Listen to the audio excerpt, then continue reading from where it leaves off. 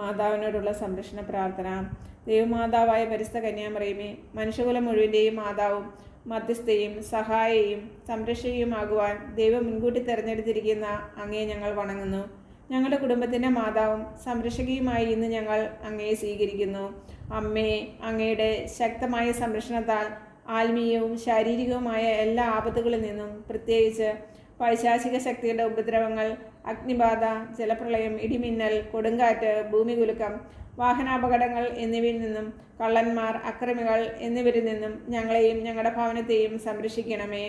ഈ ഭവനത്തിൽ വസിക്കുന്ന എല്ലാവരും അങ്ങയുടെ സ്വന്തമായതുകൊണ്ട് എല്ലാ അത്യാഹിതങ്ങളിൽ നിന്നും ശാരീരിക അസുഖങ്ങളിൽ നിന്നും ഞങ്ങളെ സംരക്ഷിക്കണമേ.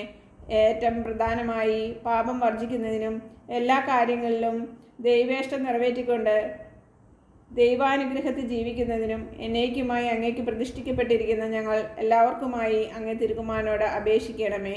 ആമേൻ.